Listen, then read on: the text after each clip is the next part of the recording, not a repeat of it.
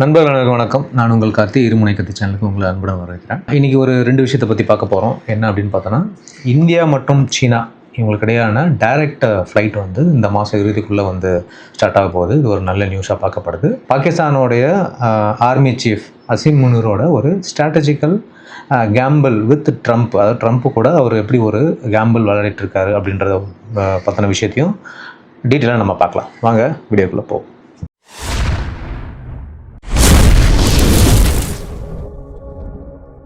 சரி, இப்போ நம்ம ஃபஸ்ட்டு விஷயத்தை பற்றி பார்ப்போம். அதாவது கொரோனா காலத்தில் நின்று போன இந்தியா மற்றும் சீனா இந்த 2 நாட்டுக்கு இடையான டைரக்ட் ஃப்ளைட்ஸு இப்போ மீண்டும் தொடங்க போகுது அப்படின்னு நியூஸ் வந்திருக்கு. ஸோ எப்போ இருந்து அப்படின்னு பார்த்தீங்கன்னா, இந்த நேரடி விமான சேவைகள் வந்து இந்த மாதம், அதாவது அக்டோபர் 2025 கடைசியில் வந்துட்டு தொடங்குது அப்படின்னு சொல்லப்படுது. இந்த தகவலை வந்து பார்த்திங்கன்னா வெளியுறவுத்துறை அமைச்சகம் வந்துட்டு உறுதி செஞ்சுருக்காங்க. இதுக்கான காரணம் என்ன அப்படின்னு பார்த்தோன்னா, இவ்வளோ நாள் இல்லாமல் திடீர்னு ஏன் நம்ம இதை வந்து பண்ணிகிட்ருக்கோம் அப்படின்னு பார்த்தோன்னா, 2 நாடுகளுக்கும் இடையான பயண தேவை வந்து இப்போது கொஞ்சமாக வந்து ரெக்கவர் ஆகிட்டே வந்துட்டுருக்கு. அதனால் உறவுகள் வந்து படிப்படியாக இயல்பு நிலைக்கு கொண்டு வரணும் அப்படின்னு சொல்லிட்டு மத்திய அரசு வந்து தன்னோட அணுகுமுறையில் ஒரு புதிய பகுதியாக இந்த முடிவை வந்து எடுத்திருக்கிறதா சொல்லப்படுது. எந்தெந்த ஏர்லைன்ஸ்லாம் வந்து பறக்க போகுது இந்தியாவிலேருந்து அப்படின்னு பார்த்தோன்னா, இந்தியாவோட முக்கிய விமான சேவை நிறுவனமான இண்டிகோ அவங்க தான் வந்து பார்த்திங்கன்னா சீனாவுக்கு முதல்ல வந்து பண்ணுறாங்க. இந்த முதல் வழித்தடம் எப்படி பண்ணுறாங்க அப்படின்னா, அக்டோபர் 26லேருந்து இண்டிகோவோட ஃப்ளைட் வந்து கொல்கத்தாங்கிலேருந்து குவாங்சூக்கு தினமும் வந்து பார்த்திங்கன்னா நான் ஸ்டாப்பாக ஃப்ளைட்டை வந்துட்டு இண்டிகோ நிறுவனம் வந்து அனுப்புறதாக சொல்லிட்டு இருக்காங்க. அடுத்தது பார்த்தோன்னா, ரெகுலேட்டரி கிளியரன்ஸ் கிடைச்ச பிறகு டெல்லியிலேருந்து அதே குவாங்சூக்கு வழித்தடத்துலையும் வந்து பார்த்தீங்கன்னா தொடங்க பிளான் பண்ணிக்கிறதா இண்டிகோ வந்து சொல்லியிருக்கு. இண்டிகோ டெல்லி மற்றும் கொல்கத்தா ஆகிய 2 நகரங்கள்லேருந்து குவாங்சூக்கு ஒரு நாளைக்கு 2 முறை வந்து ஃப்ளைட்டை இயக்கிறதுக்கு திட்டமிட்டிருக்காங்க அப்படின்னு நியூஸ் வந்திருக்கு. அதுக்கப்புறம் பார்த்தீங்கன்னா நம்மளோட ஏர் இந்தியா என்ன பண்ணுறாங்க அப்படின்னா, இந்த வருஷ கடைசியில் தான் வந்து பார்த்தீங்கன்னா சீனாவுக்கான தனது சேவையை வந்துட்டு தொடங்க வந்து திட்டமிட்டிருக்கதா சொல்லப்படுது. இவங்க எந்த வழித்தடத்துலேருந்து பண்ண போகிறாங்க அப்படின்னாக்கா, இவங்க ஃபஸ்ட்டு ஸ்டார்ட் பண்ணுறது டெல்லியிலேருந்து ஷாங்காய்க்கு வந்துட்டு முதல்ல வந்து ஃப்ளைட்டை வந்து அனுப்ப போகிறாங்க. இது கொரோனா காலத்துக்கு முன்னாடியே வந்து பார்த்தீங்கன்னா ஒரு முக்கியமான இன்டர்நேஷ்னல் ரூட்டாகவே இது வந்து இருந்துச்சு. ஸோ சீனா நிறுவனங்களை பொறுத்த வரைக்கும் எந்தெந்த சீன கம்பெனிஸ் எல்லாம் இதை வந்துட்டு பண்ண போகிறாங்கன்னு பார்த்தீங்கன்னா, ஏர் சைனா அவங்க வந்து பண்ணுறாங்க, ஈஸ்டர்ன் ஏர்லைன்ஸ் அவங்க பண்ணுறாங்க, சைனா சதர்ன் ஏர்லைன்ஸ் பண்ணுறாங்க, மற்றும் ஷாண்டாங் ஏர்லைன்ஸ். இவங்க எல்லாருமே சேர்ந்து வந்து பார்த்தீங்கன்னா இந்த விமான சேவையை வந்து டெல்லிக்கு வந்து டைரெக்டாக வந்து ஆரம்பிக்க போகிறதா வந்து அவங்களும் அறிவிச்சிருக்காங்க. சரி, இதோட பின்னணி மற்றும் அரசியல் என்ன அப்படின்றத பார்க்கலாம். அதாவது ஜியோ பொலிட்டிக்கல்ஸ் அண்ட் ட்ரேட் இதில் என்ன நடக்குது அப்படின்னு பார்ப்போம். இந்த விமான சேவை வந்து தொடங்குறது வெறும் பயணத்துக்கு மட்டும் இல்லை, இதுக்கு பின்னாடி சில முக்கியமான அரசியல் காரணங்களும் இருக்குது அப்படின்னு சொல்கிறாங்க. ஃபஸ்ட்டு பார்த்தீங்கன்னா பிரதமர் மோடியோட சீனா பயணம். ஒரு மாதத்துக்கு முன்னாடி நம்ம நியூஸ்லாம் போட்டிருந்தோம். முன்னாடியே பிரதமர் மோடி வந்து பார்த்திங்கன்னா 7 வருஷத்துக்கு அப்புறம் SCO மாநாட்டுக்கு வந்துட்டு அங்கே போயிருந்தார். இந்த கூட்டத்தில் கலந்ததுக்காக சீனாவுக்கு போய் அவர் முதல் முறையாக வந்து அங்கே இறங்கினார். அது 7 வருஷத்துக்கு அப்புறம் இறங்கினார்னு சொல்லப்படுது. இது ஒரு முக்கிய சந்திப்பு. அதுக்கப்புறம் பார்த்தீங்கன்னா இரு தலைவர்களுடைய சந்திப்பு வந்துட்டு முக்கியமாக பார்க்கப்படுது. மோடியும் சீன அதிபர் ஜி ஜின்பிங்கும் சந்தித்து இந்த இதில் வந்து SCO மாநாட்டில் ஒரு சைட்லைனில் பேசினாங்க. அப்போது இந்தியாவும் சீனாவும் எதிரிகள் இல்லை, அதாவது ஒரு டெவலப்மெண்ட் பார்ட்னர்ஷிப் அப்படின்னு சொல்லிட்டு ஒத்துக்கிட்டாங்க அப்படின்னு சொல்லப்படுது. அடுத்தது பார்த்தீங்கன்னா ட்ரேட் டெஃபிசிட்.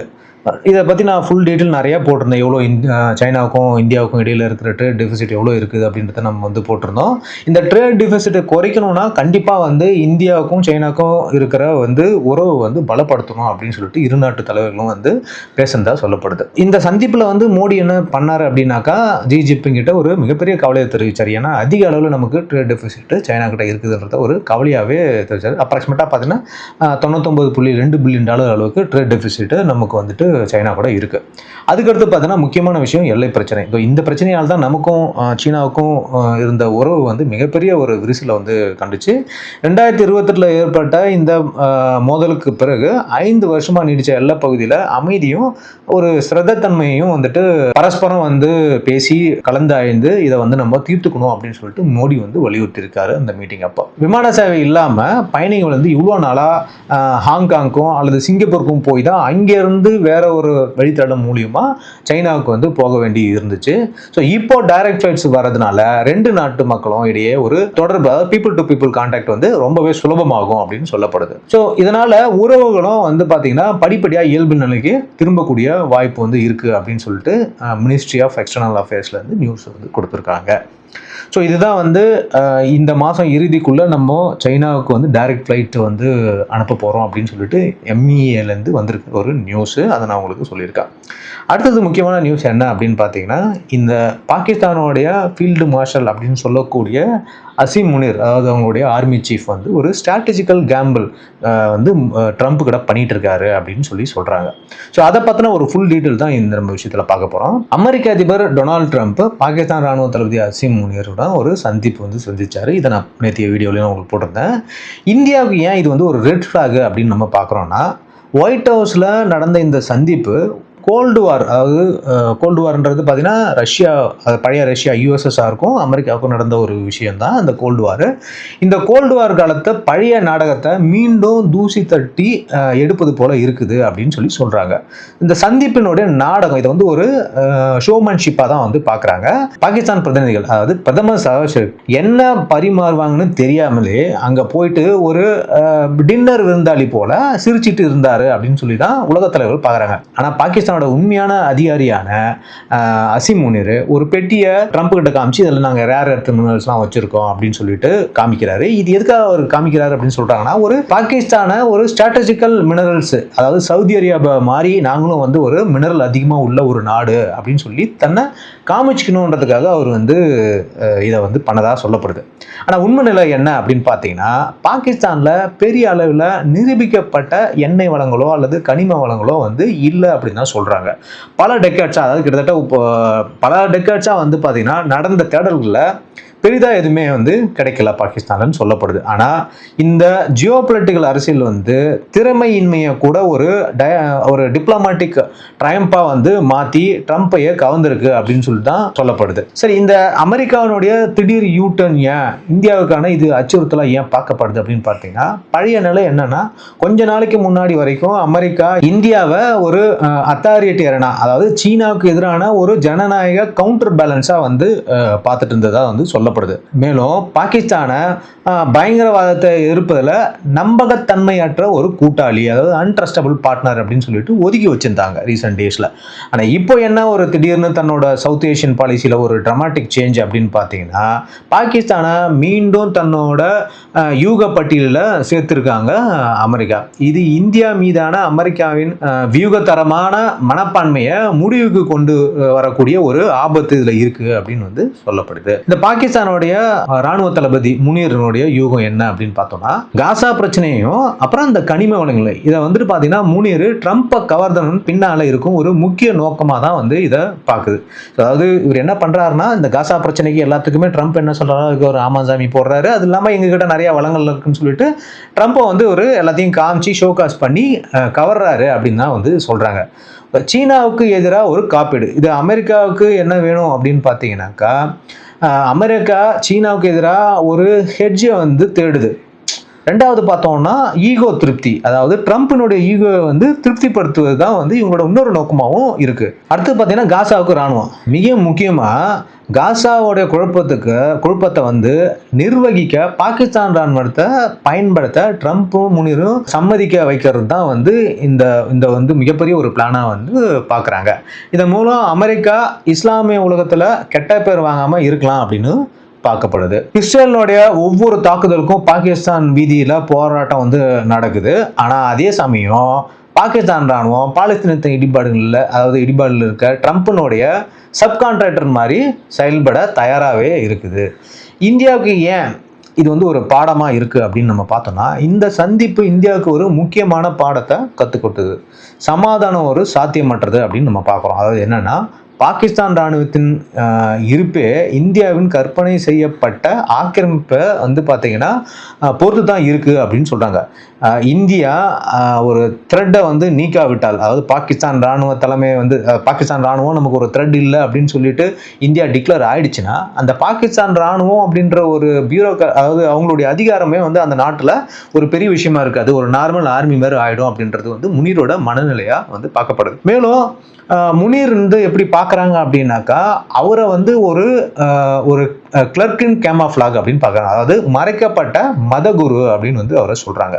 அவர் வந்து இந்தியாவுக்கு எதிராக தன் போராட்டத்தை அதாவது மோரலாகவே அவர் பார்க்குறாரு. அதுதான் அவருடைய முழு எய்மாவும் அவருடைய கொள்கையாகவும் அவர் வச்சு பண்ணிட்டு இருக்கிறதா வந்து சொல்லப்படுது. ஹிஸ்டரியில் இப்போ எடுத்துக்கிட்டோம்னா இந்த முகமது கோரி, அப்புறம் பிருத்திவிராஜ் சௌகான், இவங்கெல்லாம் வந்து பல தோல்விகளுக்கு பிறகு ஒரு வெற்றியை கண்டதை போல இவரும் தன்னுடைய டென்யூர்ல இந்தியா கூட வந்து பல போர்களை செஞ்சோ அல்லது பல திருட்டு வேலைகளை பண்ணியோ வந்து வெற்றி பெற்றலாம் அப்படின்ற மாதிரி ஒரு நினைப்புல இருக்காரு அப்படின்னு சொல்லிட்டு கருத்தாளர்கள்லாம் தெரிவிக்கிறாங்க. அடுத்து பார்த்தீங்கன்னா சவுதியோட பங்களிப்பு. இந்த சவுதி அரேபியாவோட பங்களிப்பு என்ன அப்படின்னு இதில் பார்க்கும்போது, பாகிஸ்தான் சவுதி ராணுவ ஒப்பந்தம் வந்து ஒரு இன்சூரன்ஸ் ஸ்கேம் போல நம்பகத்தன்மையற்ற அமெரிக்காவை பார்த்து சவுதி ரீஜனல் மிஷனரியை தேர்ந்தெடுத்திருக்கு அப்படின்னு சொல்லப்படுது. அதாவது பாகிஸ்தான் கூட சவுதி அரேபியா ஒரு அக்ரிமெண்ட்டை போட்டாங்க. இந்த அக்ரிமெண்ட் மூலியமா பாகிஸ்தானிலேயோ அல்லது சவுதி அரேபியாலையோ ஏதோ ஒரு தேர்ட் கண்ட்ரி வந்து தாக்குதல் நடத்தினா அது ரெண்டு நாட்டு மேலேயும் நடத்தின தாக்குதல் போல அப்படின்னு சொல்லி ஒரு அக்ரிமெண்ட் இருக்கு. இது வந்து பார்த்தீங்கன்னா எப்படி நேட்டோவில் இருக்கோ அந்த மாதிரி இவங்க ரெண்டு பேருக்குள்ள ஒரு அக்ரிமெண்ட் போட்டிருக்காங்க. அது இன்னும் செயல்பாட்டுக்கு வரல, பட் இப்போ தான் சைன் பண்ணியிருக்காங்க. ஸோ இது இப்போ என்ன எதுக்காக இந்த விஷயங்கள் நடக்குது அப்படின்னா, சவுதி அரேபியா அமெரிக்காவோட மிகப்பெரிய ஒரு அலை இருந்தாலும் சவுதி அரேபியா அமெரிக்காவை வந்து பெருசாக நம்பலை. இப்போ தனக்குன்னு ஒரு காசு கொடுத்து வேலை செய்யக்கூடிய ஒரு அடியாள் தேவைப்படுது அப்படின்றதுனால, அதாவது மிஷினரி தேவைப்படுதுன்றதுனால தான் பாகிஸ்தான் கூட வந்து இந்த மாதிரி ஒரு அக்ரிமெண்ட்டை போட்டிருக்காங்க அப்படின்னு சொல்லப்படுது. இதனால என்ன ஆகும் அப்படின்னாக்கா, காசா ஸ்டெபிலைஸ் நடவடிக்கைக்கு சவுதி நிதி உதவி செய்யும். தன்னுடைய மோரல் பேர்டன்ஸ் பாகிஸ்தானுக்கு ஒரு அவுட் சோர்ஸும் வந்து செய்யும் அப்படின்னு சொல்லப்படுது. இதில் நம்ம ரொம்ப கேர்ஃபுல்லாக இருக்கணும். இந்தியா செய்ய வேண்டிய விஷயங்கள் என்ன அப்படின்னா, இந்தியா வந்துட்டு அதிக சத்தம் போடுவதை விட ஆழமான ஸ்ட்ராட்டஜிக்கல் விஷயங்களில் வந்துட்டு ஈடுபடணும் சொல்லப்படுது. அதாவது டிஃபென்ஸுக்கு வந்துட்டு பார்த்தீங்கன்னா அதிக வந்து நம்ம வந்து முதலீடு செய்யணும், உலகளாவிய கூட்டமைப்பை வந்து நம்ம வந்து வலுப்படுத்தணும், மற்றும் டிசிஷன் எடுக்கிறதுல வந்து பார்த்தீங்கன்னா தயக்கம் இல்லாமல் குயிக்காக வந்து எடுக்கணும் அப்படின்னு சொல்கிறாங்க. ஸோ இப்போ நான் சொல்லிக்கிற விஷயத்தில் பார்த்தீங்க அப்படின்னா, இந்த அசீம் முனீர் ஒரு விஷயமும் பண்ணுறது எல்லாமே அவங்க நாட்டு வளர்ச்சிக்காக அப்படின்ற மாதிரிலாம் கிடையாது. இது எல்லாமே இந்தியாவுக்கு எதிராக பல நாடுகளை திருப்பணுன்றதுக்காகவும், இந்தியாவுக்கு எதிராக இருக்கிற நாடுகளோட கூட்டாக சேர்ந்து சதி பண்ணி இந்தியா மீது மீண்டும் ஒரு போரை தொடங்கணும் அப்படின்றதுக்காக தான் இப்போ அது வந்து பார்க்கப்படுது. நேற்று நம்ம போட்ட ஒரு ஆர்டிகல்லையும் நம்ம சொல்லியிருந்தோம், சார் கிரீக்கில் வந்துட்டு பாகிஸ்தானோடைய வந்து துருப்புகள் வந்து அதிக அளவில் பில்டப் ஆகிட்டுருக்கு அப்படின்னு நம்ம சொல்லியிருந்தோம். ஓகே நண்பர்களே, இதில் நான் ரெண்டு விஷயம் உங்களுக்கு சொல்லியிருக்கேன். சைனாவுக்கும் இந்தியாவுக்கும் ஒரு டைரக்ட் ஃபைட் வந்து நம்ம இந்த மாதத்தில் ஸ்டார்ட் ஆகுது. ரெண்டாவது பார்த்தீங்க அப்படின்னா, இந்த அசீம் முனீருடைய ட்ரம்ப்புக்கிட்ட அவர் கொண்டு போகிற ஒரு கேம்பிள், அதை பற்றி நான் உங்களுக்கு சொல்லியிருக்கேன். மீண்டும் அடுத்த வீடியோவில் உங்களுக்கு சந்திக்கிறேன். கண்டிப்பாக இந்த வீடியோ உங்களுக்கு பிடிச்சிருக்குன்னு நான் நம்புகிறேன். நம்ம சேனலுக்கு சப்ஸ்கிரைப் பண்ணுங்கள், உங்கள் ஃப்ரெண்ட்ஸுக்கெலாம் ஷேர் பண்ணுங்கள். உங்களுக்கான கமெண்ட்டை வந்து கமெண்ட் பாக்ஸில் கண்டிப்பாக பண்ணுங்கள். தேங்க்யூ. மீண்டும் சந்திப்போம். பாய்.